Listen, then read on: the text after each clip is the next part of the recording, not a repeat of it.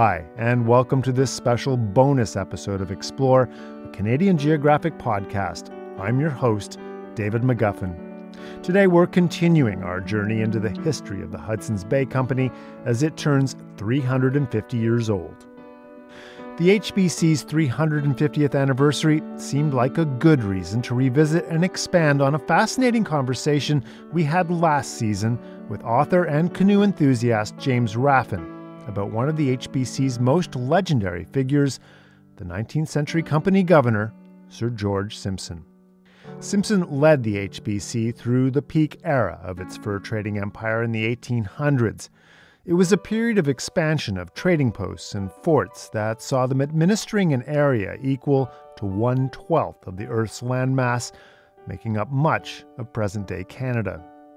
My guest, James Raffan, is a Royal Canadian Geographical Society Fellow and author of Emperor of the North, Sir George Simpson, and the remarkable story of the Hudson's Bay Company. Our conversation began by looking at one of the reasons for Simpson's success as HBC governor, what Raffan refers to as management by canoe. To the best of my knowledge, he has gone further in one season. Now, he didn't paddle a stroke. He had this Praetorian band of Ganawagi paddlers, muscle men, to help him. These massive birch bark canoes, right? Yeah, but he, in one season, went from New York City to York Factory and the mouth of the Columbia River and back.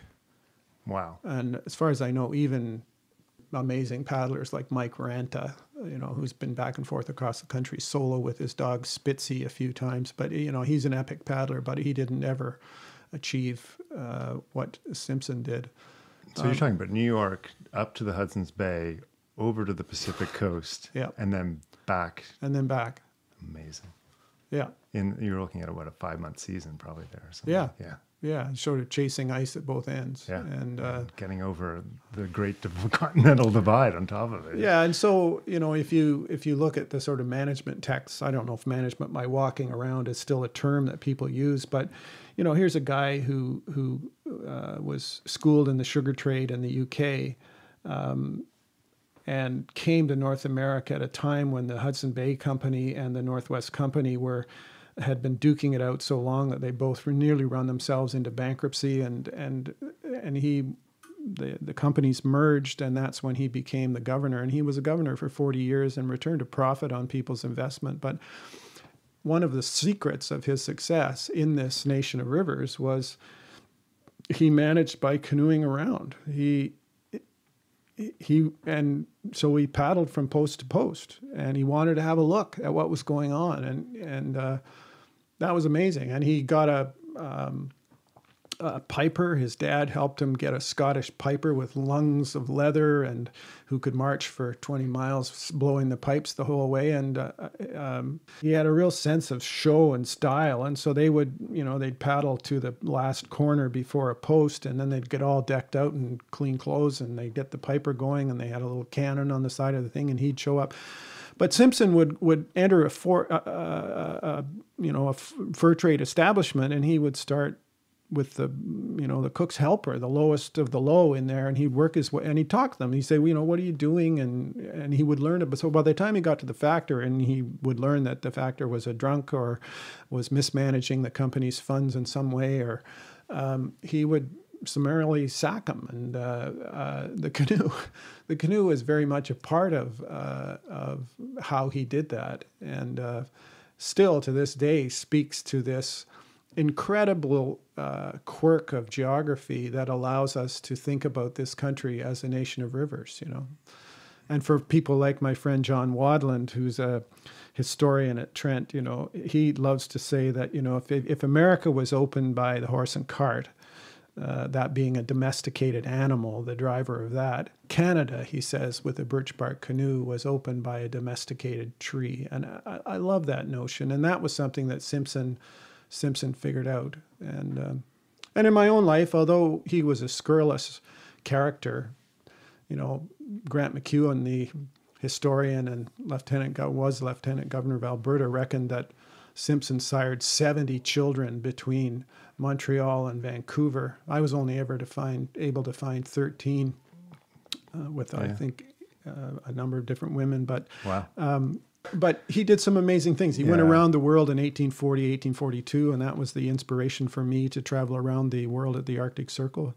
George Simpson and Michael Palin, a delicate combo of inspiring mentors. Yeah, those are two good mentors. It's just I'm amazed what you're describing about managing this company, which was covered an area basically the size of Europe, more or less, right?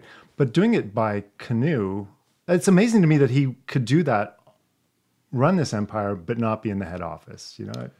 It was amazing, and it was more than the size of Europe, David. I think the estimate at George Simpson held sway over 1/12 of the Earth's surface. When you look at the watershed of Hudson Bay, plus they had posts in Hawaii, all the way up to what is now Alaska and so on. But the idea that somebody. And that was a big departure for the Hudson Bay Company. It was a company of adventurers, who were, moving the game pieces on a board in London, and with very little direct connection. And Simpson just turned that completely around. And as a result, I think, salvaged the business interest of the combined Northwest Company and the Hudson Bay Company till he died in 1860, Yeah. And the legacy in some ways lives on in that you think of all those great British trading companies, and really the Hudson's Bay, which still exists in this country today, is the last one on its feet, right?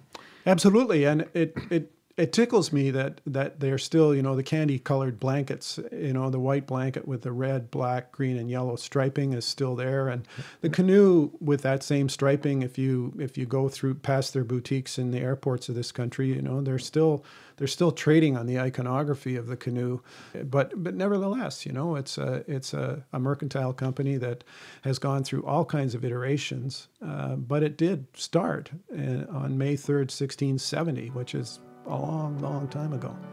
That was author and RCGS fellow James Raffan on this bonus episode of Explore, a Canadian Geographic podcast. Our next episode in our Explore series marking the 350th anniversary of the Hudson's Bay Company is an interview with Jean Théier, author and Canada's leading Indigenous rights lawyer. We dive into her new book, The Northwest is Our Mother, as we look at the role of the Hudson's Bay Company and the fur trade in the birth and rise of the Métis Nation. Until then, when we explore again, I'm David McGuffin.